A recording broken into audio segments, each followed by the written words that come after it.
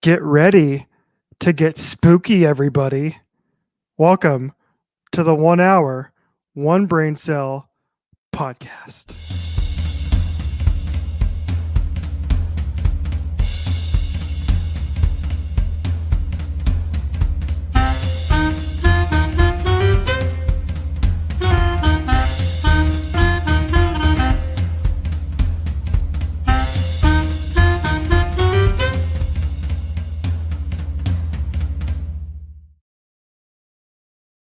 Got my lights back, everybody. Got you went spooky back there to for a normal? second. I'm getting blinded. You went back to normal? I got spooky. Oh, hey, guess what? We're kicking off the show already. Look at that. Here we go. What? Wait a minute. Yes. Okay, I reserve the right for you to tell me what you just crossed off. Changes color of your lights. Oh my, you baited me into that, you loser. Damn. All right.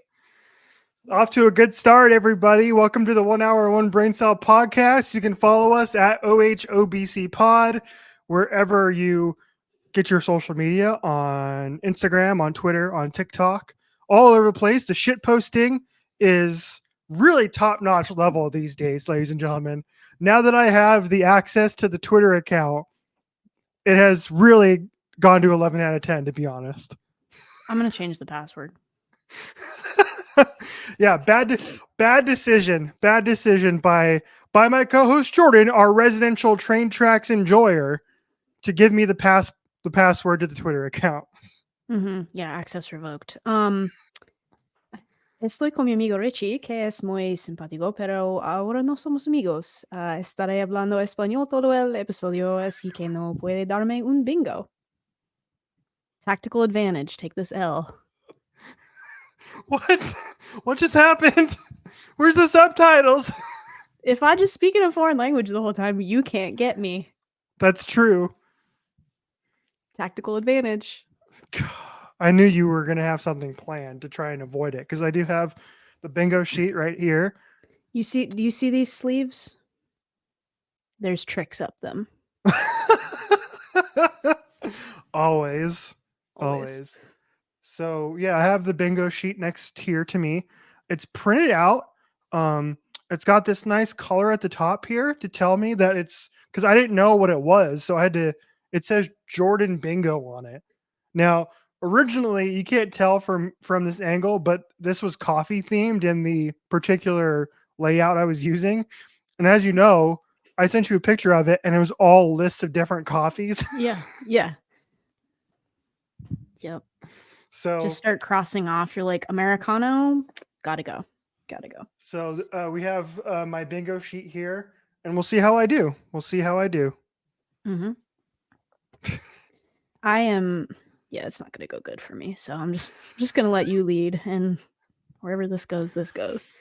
All also right, worth mentioning that yes. Before the show, Richie was like, you can't, because he threatened in the past to look at and read my bingo board, like, zoom in, and he's like, you can't see what this is, right? And I was like, bold of you to assume that I can read your handwriting, but it is printed for the class, so we're safe. I don't even think I could read my own handwriting, which is why I didn't handwrite it. So remember when you handwrote notes for the Hallmark movie episode? Yes. I mean, you did an admirable job, but I'm still not reassured. Like I said, I could not read it. By the way, what does your cup say? Can you show that to the people? It's dumb juice. It's just water, but I felt like we needed something festive, so I turned it into dumb juice. And it has a smiley face. Oh my gosh. There's a smiley face. It's dumb. It's stupid juice. It only took. I'm actually proud of myself that it only took me 4 minutes to realize you had written that on there. Yeah. I know. I was like, we're going to get through the whole show without him realizing the Easter egg that I put right in front of him. My attention to detail is way off. All right. Well, I was also trying to play it safe, because I was like, he's going to have something about my stupid mug or my stupid cup on the I'm overthinking it, but it's like, can't do it. All right. On the show today, originally our theme of the episode was fear, which is why I went full on dark on you. I was haunted. So we'll get to that in a little bit. But we have to start off with the big breaking news of the week, which is last week Jordan and I had a terrific time because we were sat down, we were watching this live stream of the Grammy Awards, and we spent an hour and a half getting through a bunch of different awards before it got to our main categories, which featured our beloved boys, Julian, Phoebe, and Lucy of Boy Genius. And so, of course, we had to show up today wearing our themed. Yeah, do you Boy want to do a little Genius. fit check? I can do a Yeah, little we fit can. check. Yeah, we can. Yep, there we go. Fit check. Up a little Moment bit. for the jackets. There we go. Let me look at that. Turn Uh-huh. that. Can we do that? I need to bend down because I'm too tall. Too tall. There we go. Yep, we wore that to. Yeah, there's the shirt. Where's Phoebe's hand? No, they did Phoebe's hand so dirty. It's in her pocket, but you can't tell. I'll stand up in a minute, but you can't tell because it looks like they amputated her hand. Here it is. Yep. Anyway, so we decided to wear our boys trip jackets from when Jordan and I saw Boy Genius at Red Rocks last summer because congratulations, they are 3-time Grammy Award winning Boy Genius now. So we like to call them Grammy Genius. So congratulations to our 3 boys for winning the Grammys. They were tied for the second most Grammys won on the night, only beat out by one other person. Who is? Phoebe Bridgers. Phoebe Bridgers. That's fantastic news. That's fantastic news. And I will say, like, we were kind of bummed out because we were watching it's like the pre-telecast or whatever it is. There's a lot of awards that they give out, and a bunch of them happen before the live show. And we were kind of bummed out because Phoebe won with SZA for Ghost in the Machine on one of the really early categories. And we were like, oh, they're not here. Like, she's not coming to accept the award, because they give you a little bit, not everybody shows up. They give you a little bit of time to like stand up, come to the stage if you're there and you want to accept. And they weren't there. And we were like, oh, that's a shame. Like, if they win something, they won't be there. And then when they did, there's a good video of them sprinting through the aisles to the stage. There's like some ska music playing in the background. Like, I thought it was the Beetlejuice music at first. I was like, what is happening? This feels like a fever dream. And they were sprinting to the stage to accept the award. And not only did they win one, they won 3. And every boy got to give a little acceptance speech. They had some of the band there with them too. So that was super cool. And I mean, other than the crushing disappointment with their little hiatus, which is why I was playing on the train tracks, by the way. It wasn't actually on the tracks. Disclaimer. I'm not drinking that much dumb juice, but it was, yeah, that's a little crushing, but we got to end on a high note anyway. I should have cut up some of their speeches because it was terrific, but I don't think neither Jordan nor I would be able to watch them again without getting a little emotional, because they were it was very cute. Misty. Mm-hmm. Yeah. It was also anyway, yeah, so it was awesome. Congratulations. They all look great, by the way. They all were wearing the white suits with the pink carnations on their lapels, and it was terrific. And it was top notch. Congratulations, Phoebe, Lucy, Julian, for taking home your 3 Grammy Awards. And now we await the fallout of them going back to their solo music for now, is what we're all assuming. So in case you missed it, Jordan and I were freaking out because of Lucy and Phoebe completely wiping their social media. That is the fallout. That is what we all should have been afraid of. And I don't think any of us took that seriously. And then all of a sudden they burned the Library of Alexandria, which is just like all their old photo dumps, all of Lucy's old tweets, which were so funny. There's one, and like, thankfully people started to go and kind of like, I imagine it's such a bad comparison to make, but I was like, this is how they must have felt in the olden days when they were like archiving stories and things. They were like, quick, we have to write all this down before it goes away forever. And there were a bunch of people that were like archiving old tweets or old pictures or whatever it was as like, save it before it goes away forever, before it disappears.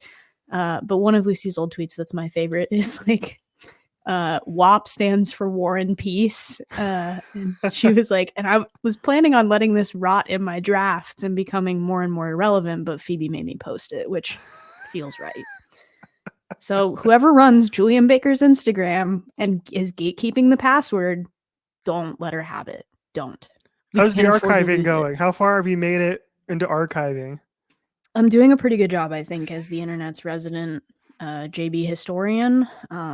There's a very deep folder on my phone that is consuming my storage space slowly.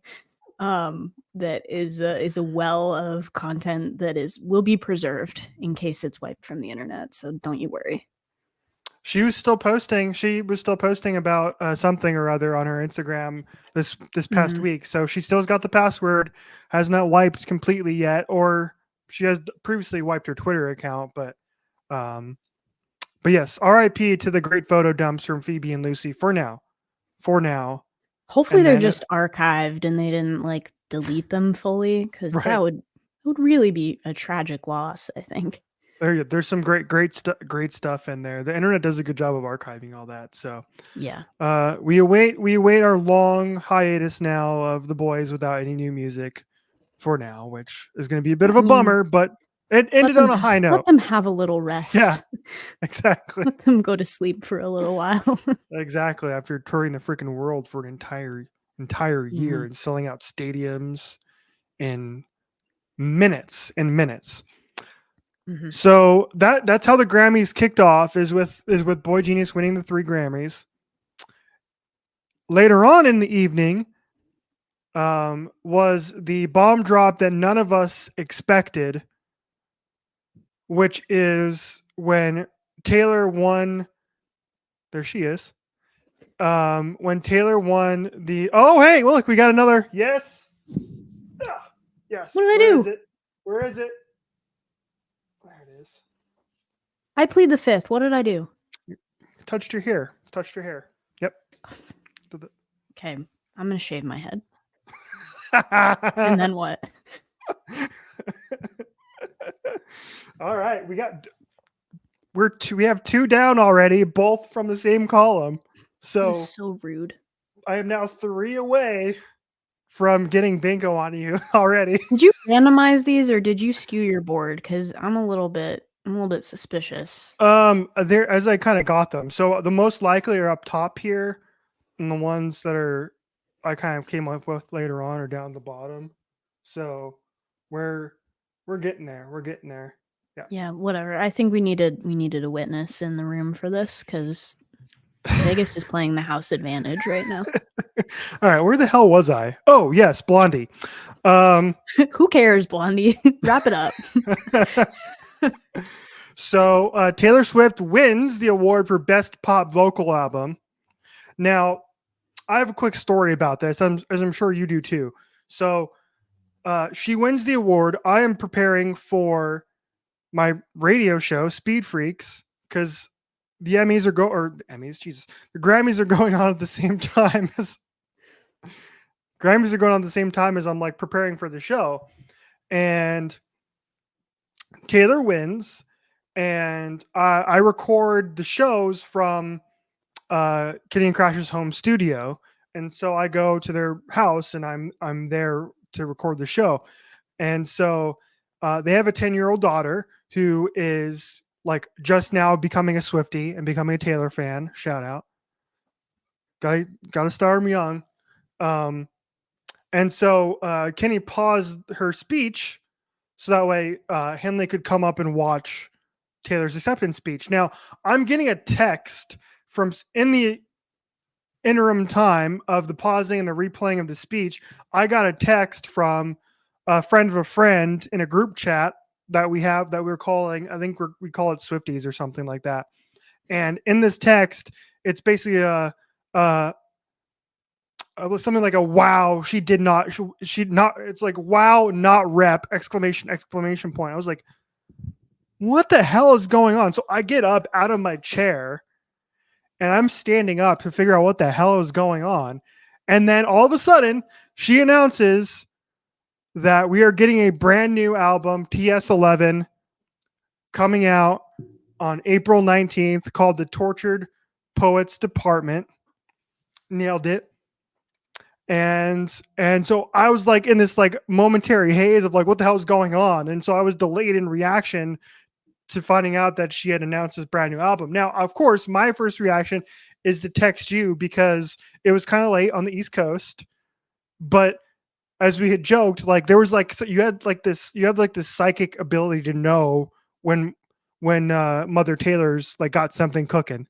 Yeah, it's like my spidey senses. Like, it did not fail me for the Speak Now drop. It did not fail me for the 1989 drop.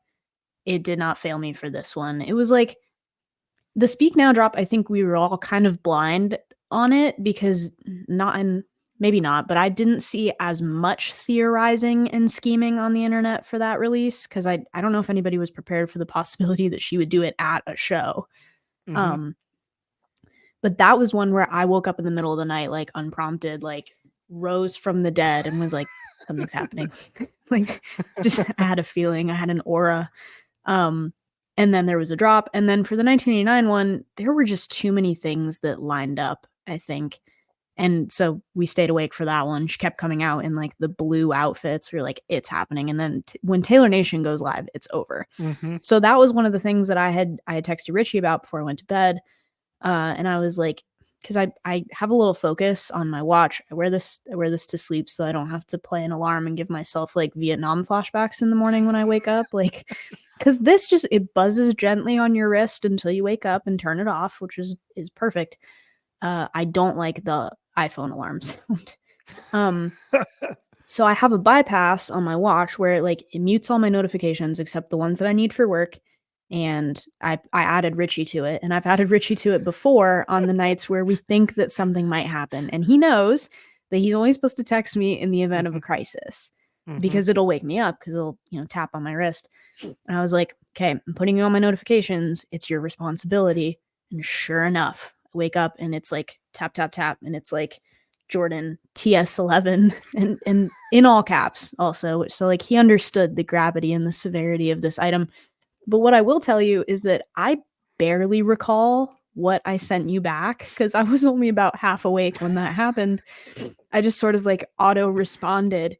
And I woke up in the morning and like saw that I had added things on my Instagram story. I had liked all the posts. I had texted you back, but I have only the faintest recollection of doing that. And so it was like experiencing all of that all over again in the morning.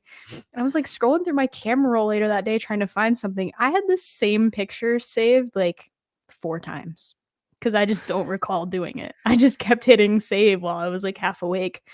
So anyway, that tells you how dedicated I am to this. I was actively Swifty centraling while I was asleep. That's incredible. That's amazing. I love that. I love that for you. That's incredible. Here's what you said, by the way. Dumb juice. Here's what you said. So I said, all caps, 3 straight messages in a row, which I usually like don't do. I usually will I will put everything in the same text bubble. This time I did not for some reason because I think I was too urgent. excited. It was urgent. Exactly. Yeah. All caps, Jordan, TS11. All caps, April. All caps, next. What the F? And all I get back is, oh God. I said tortured poets department. This woman's hold on us. All caps. Like what? Jordan, she is terrifying. Me, all caps, because I just couldn't have all caps mode for some reason.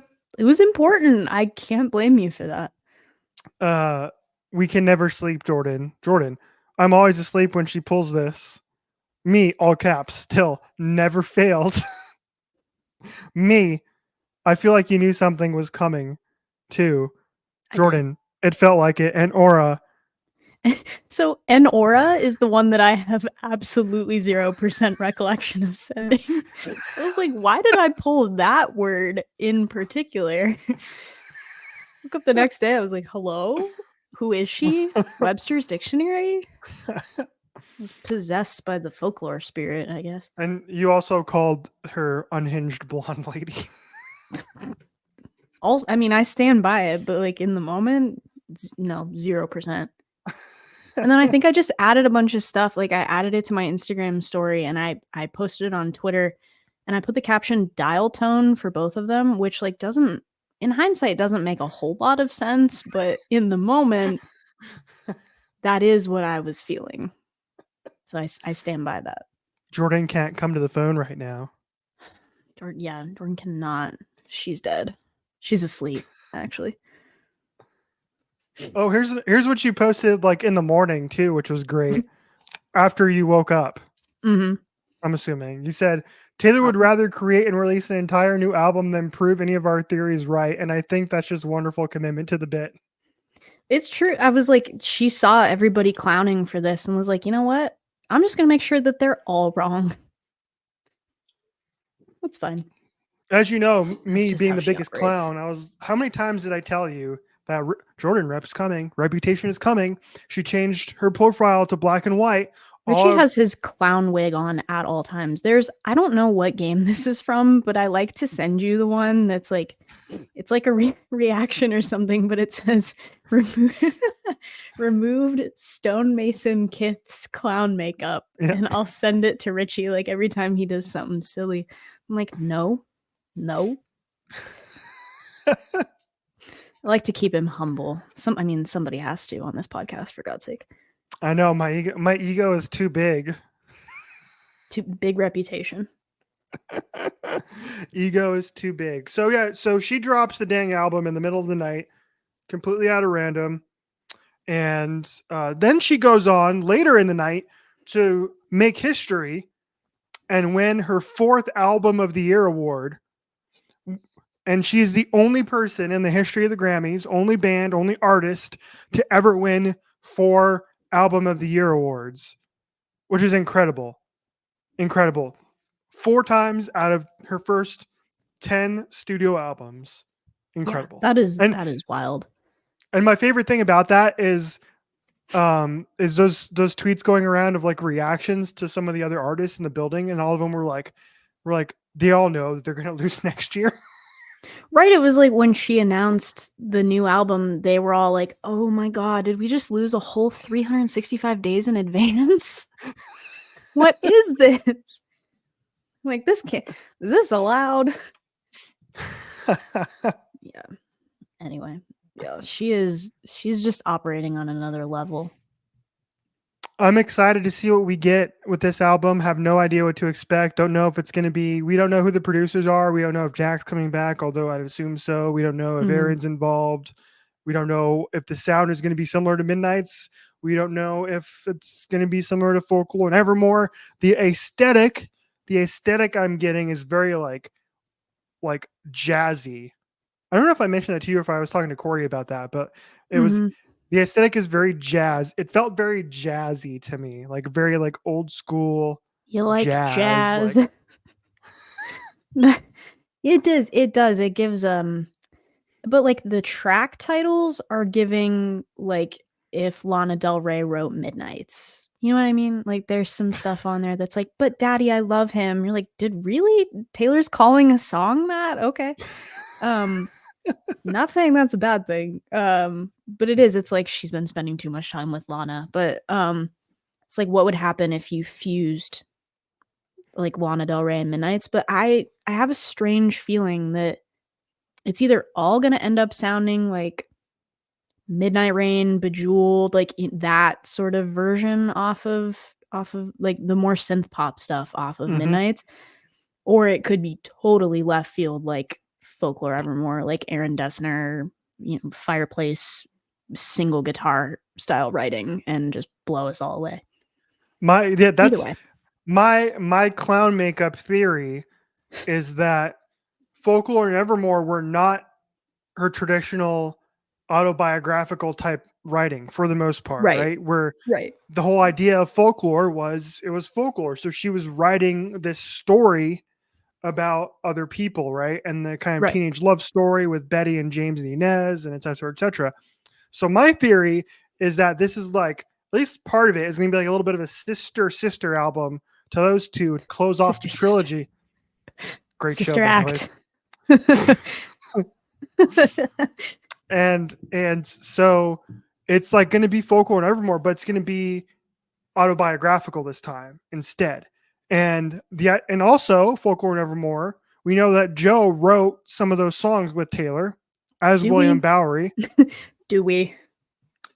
allegedly, but he's credited on the dang thing. So it would be Whatever. like a little tie back to like have songs on this album that sounds similar to some of the Folklore and Evermore stuff, is like kind of like a little shiv to the back Shiv. of our old friend Joe. Be nice to Joe, everybody, by the way. Please be nice to Joe. He seems like a very nice Yeah, guy. like be nice to him. It's okay if you like harbor kind of like a personal ill will about what happened. That's okay, but don't go like calling him out in public. Don't be on his social media like saying mean things. Just keep it to yourself. Like it's okay if you don't really like him, but don't beat up on him. Nobody deserves that. That's what Taylor would want us to do too. She said that before the Speak Now release came out. She was like, "Hey, cool it, y'all, cool it." And for the most part, everybody kind of did. Outside the few jokes out there were. All right. Jake Gyllenhaal. Yes. Okay, you did it like last week or whenever we were taking those quizzes. You were like down with Jake Gyllenhaal. You're like, all right. Called out. Jeez. You were. I'm just saying that I did. That did happen. That's so you true. You went straight for that answer choice. You were like, boop, that one. Yes. Yes, indeed. Mm-hmm. So after this has turned into every single episode, the spinoff. Right. One last thing before we move on.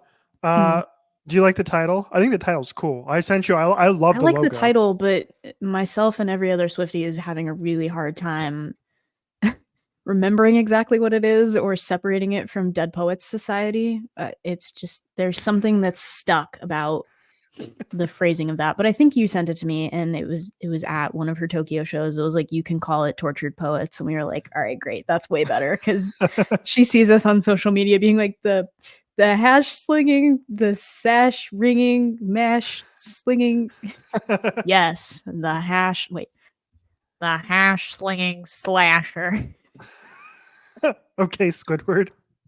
She's like, oh my god, just call it Tortured Poets, you idiots. All right, ladies and gentlemen, that's our Taylor Swift Boy Genius marathon. I'm surprised we haven't done like more of that on the show, to be honest, but I mean, we tend to slide a mention in there like every episode probably, but yeah. Every show. By the way, we are recording on Superb Owl Sunday. Superb Owl. So Taylor showed up to Vegas with Ice Spice, which was great. Such a random and pairing. Blake Lively. I stand by that. And yeah, and then randomly Blake Lively. You're like, sure. Add somebody else into the mix, I guess. All right, let's see. So we got that out of the way. Let's see what else we got here. Should we dive into what was originally supposed to be our main topic this week? Let's do it. I got some stuff prepared for that. I have some things cooked. Our main topic this week is fear. Fear. Now, Jordan and I have a joke between her and I that I am fearless. Yeah, he's got it highlighted in all caps on the show doc. I also have a text from him saying exactly the same thing. I'm really out to prove him wrong here, but that's okay. We'll discuss this anyway. This is a probing into my brain to try and find out what I'm fearful of. What makes Richie tick? Yeah, it's a surgical intervention. So where are we starting with this? We have a lot of bullet points here. You want to start with? We'll start the basics. Let's start with scary movies. Some favorites, early favorites, late favorites. Yes, I have two written down on the doc here, which are the two that I thought of right off the top of my head. Now, I'm not the biggest like horror movie guy in the world, so it's really hard to get me to like be scared during a horror movie. There are a lot of good ones, right? But there are not. I don't watch them and get immediately freaked out. But my two favorites, off the top of my head, the original Halloween still kicks ass 40 years later. Yep, it's I agree.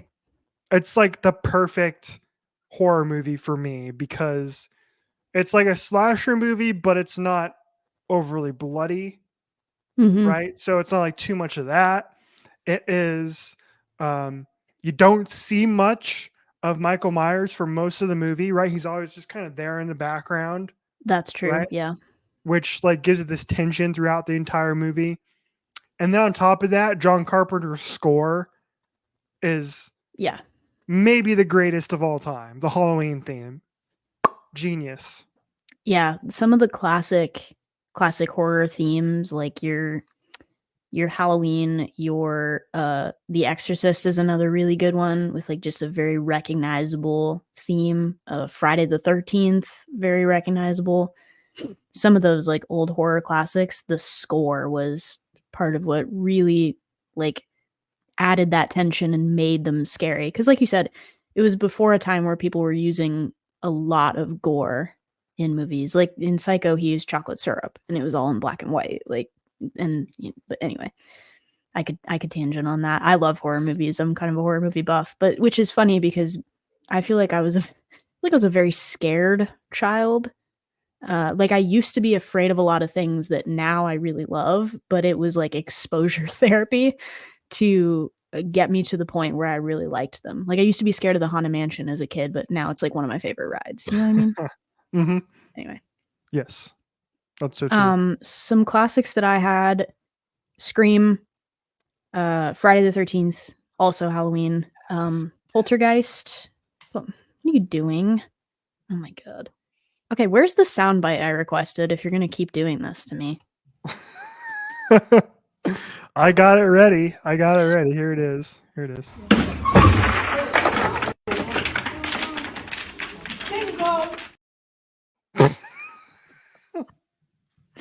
I love that one. I had to track that down specifically for this because like it Yep, just fits. that's great. Was it Side counting on note, my fingers? gesture graphics. Did it gesture?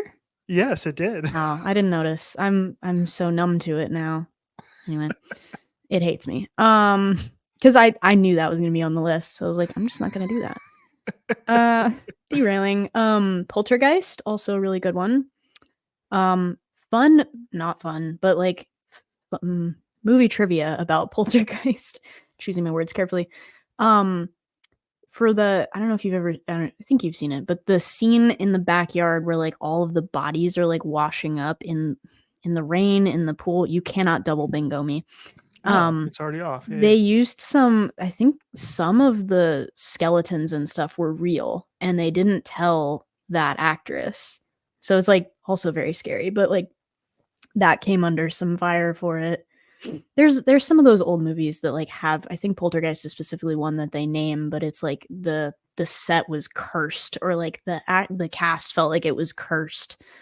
Um that's a fun little rabbit hole for probably our Halloween episode another time. The Blair Witch Project, one of the OG like found footage horror ones. I won't say it's necessarily like as scary now as it was for people back then, I guess, because I think we've become really desensitized to it. Like all of our horror movies now are like big jump scares, big budget, big gore, big demons and paranormal stuff. But like the scariest part of the Blair Witch thing is the unknown. Like it's all found footage and like you don't know what's coming. Kind of like what you mentioned about Halloween, how he's just sort of around, but you don't always see him in the background. So there's that I tension there. remember But when that then movie first came out, mhm, and it was a big thing on, and it was talked about in the news and everything. And I was yeah, pretty young. I was only I like, I think think some people thought that it was real. it was real. Yeah, yeah, yeah. I Uh-huh. remember. That's what I remember most about it is obviously I've never seen it, but I remember when it first came out. That was a talk, which is like because they would show trailers and stuff like that on TV or trailers before other movies or whatever. Mhm. And I was like, that's what I thought. I thought it was real. I thought it was like a documentary when I was 8 Yeah. years old when it first came out. Yeah, the way that it was filmed was, I think, really kind of pioneering for the time, and now we have a lot of stuff that's, like, found footage, but still. Modern horror, The Conjuring, the first one, and not I don't know, what are we on, spinoff number 4 or 5 or something now, but the first Conjuring, I saw in theaters, And I still think about that movie sometimes, which is kind of horrifying, like how deeply it is imprinted on my psyche that like I was afraid of waking up at like 3:07 a.m. or whatever the time was in the movie that like all the clocks stopped at. I was like, something bad's gonna happen. To this day. But like the first Conjuring, the Strangers, that's another really good one, but it's like a home invasion one. Sinister is really good. That's also kind of a found I'm gonna have to footage, but put I all don't these on my know list if you've seen that one. because I've never I'll put seen. them I on haven't your seen. list. I I'll haven't put them on seen your any list, of don't you worry. these. I haven't seen any of these. Sinister is with Ethan Hawke, who recently did his own in the Black Phone. He did his own horror film. But Sinister is really good. It's like a sort of a found footage, but it's like through like old movie reels, and there's like a demon that's like attached to that. And I'm not going to give too much away, but that one is really, really scary. And I think I said The Nun, not the second one, I'm sorry to say, but that one was really scary because I think I texted you about it, but I saw that one alone in an empty theater, The Nun 2. And it was like, prepare to die. Because I bought a ticket for this. I'm going to derail. Like a week in advance or something. Like enough time where somebody else should have purchased a ticket to this movie. It was like opening weekend too. It wasn't like I saw it like 2 months after the release. But I was like, somebody else has got to be in this movie with me, right? Right? And then it kept getting closer to like the day of. It was like the morning of. There was no one in the theater with me. And it's such a scary experience when you're sitting dead center in a theater to, watch a horror movie by yourself, and then all the lights go down and you're like, there could be, I should have planned this better, but I was like, there could be someone behind me right now. There could be someone in front of me. Like it's pitch black. So that's like adding to the experience of the whole thing. Like the movie itself was like so, but the experience, I would recommend everyone experiences at least one horror movie all by yourself in a movie theater. Can't say I've taken advantage of that. What about I thought about adding these other two, and then while we were talking, I kind of thought of them. The Jordan Peele, Get Out, and Us. Mm-hmm. Yep, both very good. Us, I think of the I don't know. Get Out is really, really good, but I think Us is my favorite of the two. Us is like actually legit scary. Yeah, it's Us is legit scary. We had my roommate Aaron and I, we went to Halloween Horror Nights at Universal Hollywood. We went like 2 separate years, but the first year we went, they had an Us maze, and so like a bunch of the scare actors were dressed like the Tethered, and I have never probably screamed so much as in like that maze. And then there was one other that year that was like Pandora's Box or something. Love Horror Nights, by the way, now. But I'll talk about this later. But as a child, same thing. Exposure therapy. Hated haunted houses. Hated. Absolutely hated. Was terrified. I was like, I will not be doing this. You cannot get me into this. If I even so much see something scary, not going in it. I almost got a sweatshirt one time. I told my mom about this. It was like a bribe. And I was like, I want this. We were in like Niagara Falls. I was like, I want this Niagara Falls hoodie. She's like, okay, I'll buy it for you. You got to go in this haunted house. And it was like Frankenstein's curse. And it was like the lightning and thunder. It was like boom and like kind of dark. And I was like, it's not worth the hoodie. I'm good. Chicken Door. I'm out. So that, and then the other one I thought of was the first, like the newer version of It, Part 1. Also very good. Also very good. Yeah, I don't know if you've ever read the book, but that thing is like 700 pages long or something crazy. Like it's a massive novel. But that was really good. The original was really good too. The Tim Curry Pennywise, very good. So I'll put those on there as well. So there you go. It's a pretty good list, half of which I haven't seen, but that's okay. I'll add them to your list right after you watch Saltburn. I did. I'm just kidding. No, don't you dare. No, I didn't put that on there. I should have though. I should have. Okay. I should have. I do have 3 open spaces, so I could have put it on there, but you put 3 open spaces? There's free space? No, there's not. It's not free space. It's free just real on estate? there. It's on there. It's free real estate. It's on, it's on there because I needed to, just in case, so I can addend. I can add on as we go along. There's no addendums after you bingo. That's cheating the board. Guys, he's cheating. Mom, Richie's cheating. All right, yeah. So I have real quick before you move on to others. I did try and watch a horror movie recently, and it was the newer Evil Dead that I think came out last year, right? Oh, very gory, very bloody. And I hated it. Not because it was scary, but because it was just bad. I was like, this is stupid. Yeah. And I love the original Evil Deads are great because they're like it's Sam Raimi, so they're done in like it's hilarious, man. It's funny. Like the gore is funny, right? Even the kind of rebooted version that came out about a decade ago, that one was actually pretty good too. That was entertaining too. But this newer one was terrible. Not good. Not good. Watched like 30 minutes of it and was like, why am I watching this? This is stupid. And then I moved on. Anyway, I digress. Let's move on. I have some show and tells here. So I want to make sure we get to this because we're about 20 minutes away from kickoff of the Superb Owl tonight. So I want to get to. We are going to our neighbor Sean's to watch the Superb Owl. The greatest owl of all time. Creepy paper. Yeah, love Nandor. Nandor the Relentless. You sent me a picture earlier, and you said you had a great story about it. So I'll bring it up in just a second, but please explain. This is such a cursed image. I'm so sorry. Bring it up. Here we go. There it is.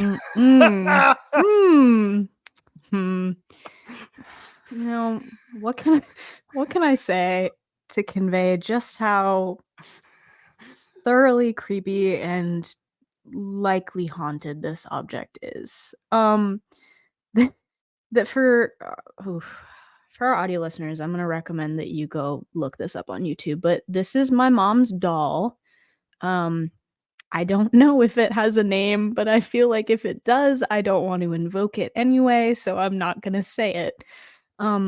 This doll has been around for quite a lot of years, and I don't know whether it like was in her family or something like that, but anyway, the scariest part about it is the way that it looks and the way that it is, but it also sits on a really high shelf in my mom's closet. We don't have like a display case for it or anything, but when I texted this picture to Richie, what did I say exactly? I said,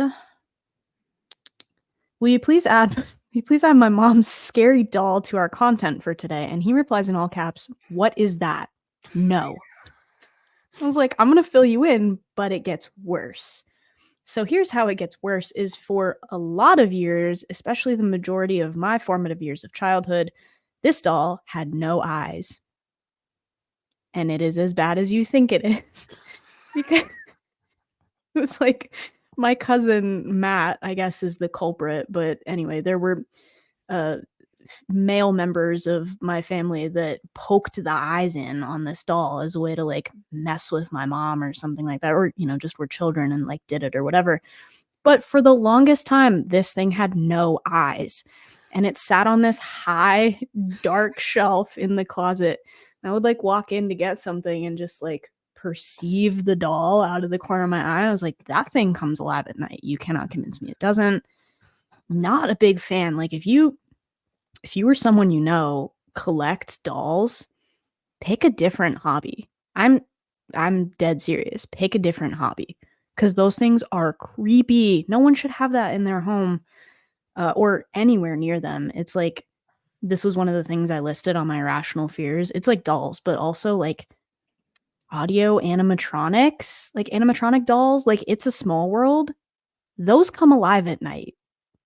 You can look me in the eyes and tell me that thing with its little mechanical chompers does not come alive at night and bite children that they leave in the attraction after hours? The reason that ride breaks down sometimes is because they have to go fish the dolls out of the water when they escape containment. Like, I'm dead serious. It's like a night at the museum. Yeah, Night at the Museum, but scary.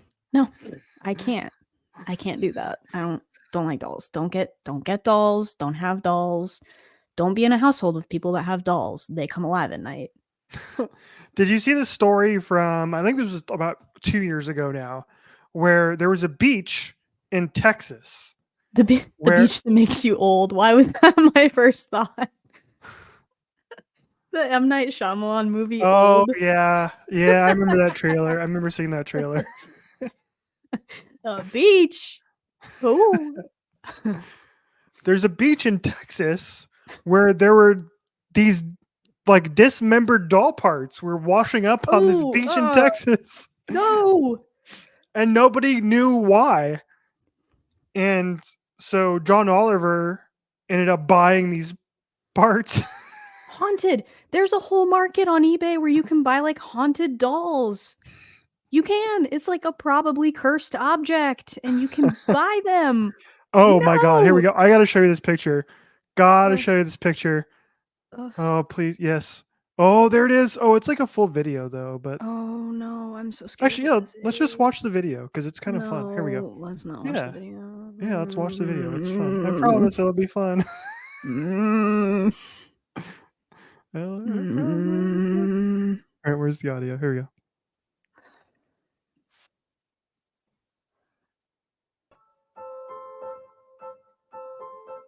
Researchers have been puzzled for years after finding countless creepy dolls on the beach. There's one right there. Why is she smiling? Why is that They lady say there are barnacles and other marine life found growing out of the dolls' heads, usually native to the beach.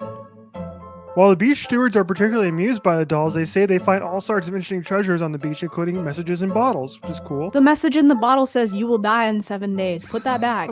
Officials say they aren't sure where the dolls are coming from, but there's no sign of stopping them anytime soon.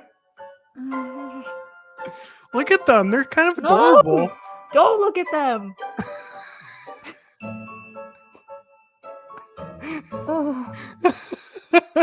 There you go, ladies and gentlemen. Also, literally have shivers. It's me covering my face, isn't it? Yep. Yes, it is. Anyway, the Island of the Dolls is a real thing. In case you wanted a spook, like Ghost Adventures did an investigation there, but like other paranormal teams, I think it might be in Mexico. But like it's actually like very haunted, and it's very Blair Witch Project. Like there's dolls like strung up in trees and everywhere, and like some of them are more haunted than others, and they have like spider webs on them, and like there's no amount of money that you could pay me to get me to set foot on that island. Like I'm realizing as I assembled my list that I have a lot of fears of like inanimate objects that are very humanoid shaped, like dolls, like wax figures, like statues. You can't gesture me again. No. I was scared mentioning that you were scared of wax figures. That's such garbage. We literally planned the theme for this week. You baited me into this. I'm throwing. I didn't mention it. You were the one who mentioned it, so it counts. No, you know what? We are now put a red flag on that. Oh yes, and that's another. Yes, that's another one too. So you have to here's the deal. You have to take back one of those bingo things if you can adequately articulate to me that you weren't also afraid of the weeping angels. They're creepy. They were one of my favorite Doctor Who monsters. Some of the best episodes of the entire series. Gotta take one of those back. If you can watch the angels take Manhattan if you could watch any of those episodes without being unsettled, you don't have a heart. That's what I said. They're creepy. They're very creepy. Or a brain. Yes. Anyway, no, wax figures, not okay. Like, don't make a wax likeness of a person and then like put it in the dark. Like, don't. Like, my worst experience ever was like the Salem Witch Museum in Salem, because they have this whole like underground basement area and it's full of wax figures and it's very poorly lit and it's very scary, and they definitely walk around at night. Like, I'm so sorry. The Giles Corey wax thing comes to life. I can't. I can't do it. I can't do it. And all of this is very like objectively funny if you knew me, because at some point in my life I wanted to be a paranormal investigator. But if you hear any of this about me, you're like, this person has too many fears to go and chase ghosts for a living. It's like, no, as long as it's not like a humanoid shaped inanimate object, we're good. But you're good. We're good. Don't even sweat it. We're so good. But if I My see a see statue out of the corner of my eye in the dark, you're on your own. I'm done. my favorite part of this is you are a enjoyer of the haunted houses and whatnot. Mhm. I have never been. I've never been to a haunted house at all. So I am fearless, as we've already mentioned on the show. No, having no experience doesn't mean that you're fearless. It means that when we go, I'm putting you in the front and then telling everyone when you scream like a baby. No, there will be no screaming. I No. don't know about that. I don't know about that. No, because here's the thing. I'm not. If I do get scared, if I do, it's not an audible thing. It's more of a oh god. It's like that, you know. You can defend yourself into a corner all you want. I'm looking forward to proving you wrong. I can't wait. I can't wait. I know we tried to plan it a couple years ago, and I was like trying to convince my friends to go with us, and they weren't down to go. Yeah, I think we got to get everybody out to Horror Nights because that is like by far the best experience. See, I don't know if I can handle that. I don't know. We gotta do baby steps. Now we're putting rules on it. Okay, we gotta do baby steps. We gotta do baby steps. You just can't handle that. I'm fearless, but I don't know if I can handle that. You can't just throw me into the bus like that and be like, "Hey, let's go." Richard, are you fearless or are you fearless? Oh yes. This podcast isn't fun anymore. I'm hanging up. My name is Zach Bagans. I never believed in ghosts until 1, 2, 3, 4, 5, 6. I've counted 7 already. But did you get a bingo? No. Not yet. No. Not yet. Not yet. Okay. Whatever. Halloween Horror Nights. I will do it. But I probably won't be happy about it because it's like learning anything, like learning how to ride a bike. You don't start out like going out on a full 2-wheel bike. You got to put on some training wheels first before you learn. Look, if you're so I feel like I need bird, to if you're a baby bird, sometimes you're gonna get pushed out of the nest. That's just how life works. This is gonna be me. Like if this is Darwinism. When we go to Horror Nights, I'm just gonna go like this. Oh, you can try and hide, but it won't help you. I can tell you from experience, it won't help you. Just go like this. If you're in the front, if you're in the back, if you're in the middle, won't help you. Hide my face. Hide my face. No.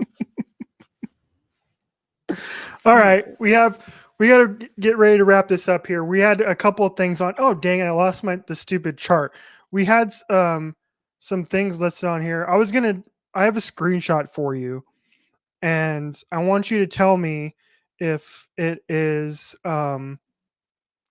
if this is like if I'm crazy or crazy for doing this or not. Okay. So please enjoy this. This week I thought about this. I was like, this is bad. This is going to give people like hives or like give them. It's going to, yes, exactly. This is like, you have to tell me if this is a red flag or not. So I took a screenshot of my desktop and how cluttered it is. Oh, dear God. So I already know this is going to give me the. Yeah, this is earlier this week. That's my desktop. That's what my desktop looks like. So how do I accurately articulate this? Anytime Richie wants to find something on his desktop, he has to play Minesweeper in order to get to it.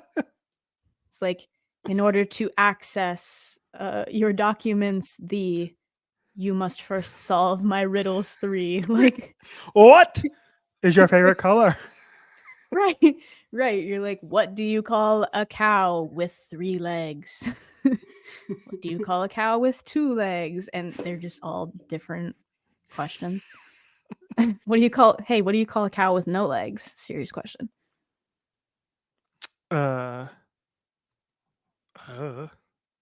Ground beef. Did not have dad jokes on the Well, yeah, that's really your fault. I have a question for you, by the way. Yes. I'll give you my question first that I told you.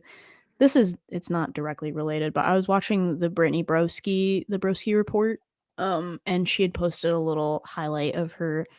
She was like looking at medieval. I didn't watch the whole episode, but somehow they got onto medieval torture devices. I don't know if you're familiar with the concept of being drawn and quartered.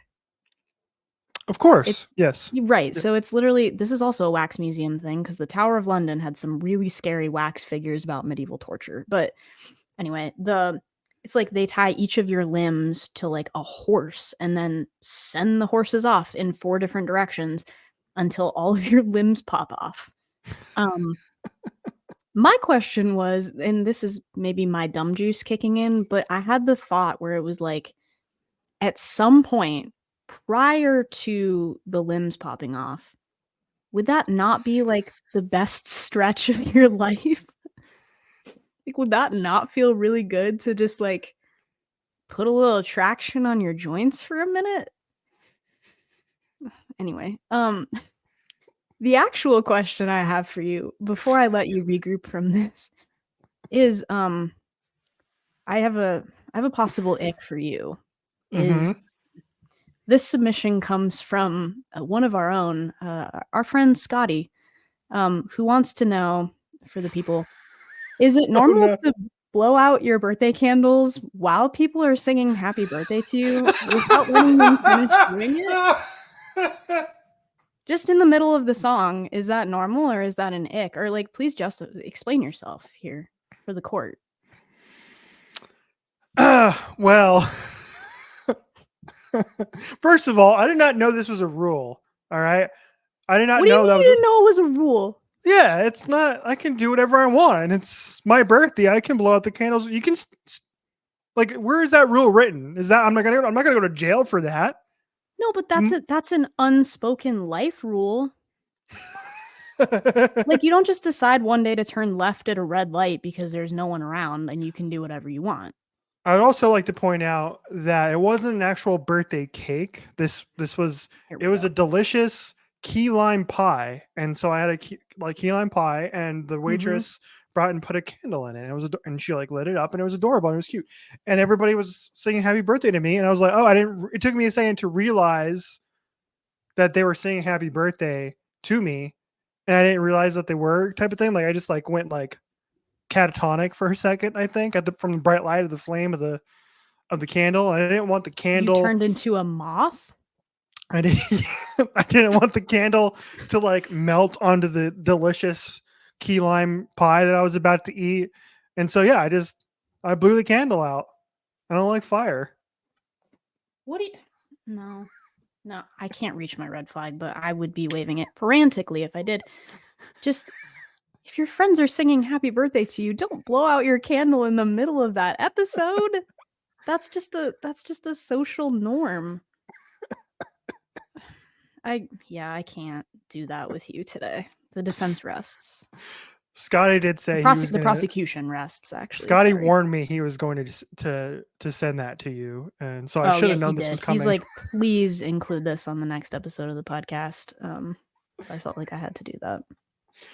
Now that I've been officially roasted and the podcast is officially over, friendship ended. For real. Wait, you say friendship ended like every episode, and we're still going somehow. So whatever. Can't take anything you say seriously. The producers love us enough to keep us going, despite little fractures in the network. Co-host. Yeah. We're actually plugs from the network, and we're doing so well that they can't shut the show down now. But we actually hate each other behind the scenes. Yep. So true. This entire show is an act.